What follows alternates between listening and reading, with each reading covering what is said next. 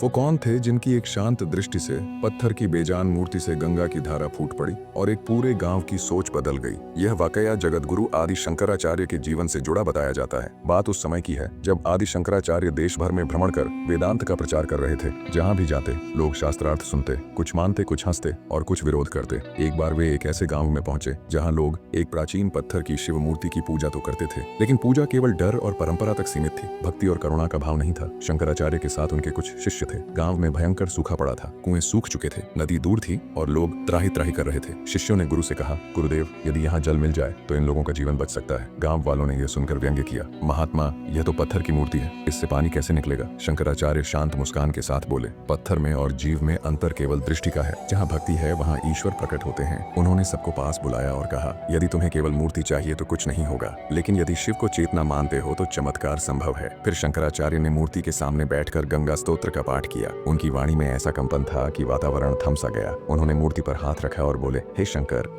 यदि तू सर्वत्र है तो इन भक्तों को जल दे। अचानक मूर्ति के चरणों से ठंडी निर्मल जलधारा बहने लगी। देखते देखते वह धारा छोटी नदी बन गई। लोग स्तब्ध रह गए। जिस पत्थर को वे केवल रस्म समझते थे वही करुणा का स्रोत बन गया। गांव वाले बोले, आप तो स्वयं भगवान हैं। शंकराचार्य तुरंत बोले, नहीं, मैं भी तुम्हारी तरह एक साधक हूँ। ईश्वर पत्थर में नहीं, अहंकार टूटने पर प्रकट होता है। उन्होंने आगे कहा, आज से पूजा के साथ करुणा भी रखो। भक्ति का अर्थ केवल मांगना नहीं, बांटना है। उस दिन गाँव में केवल जल नहीं आया, विवेक आया, विनम्रता आई और सच्ची भक्ति जागी।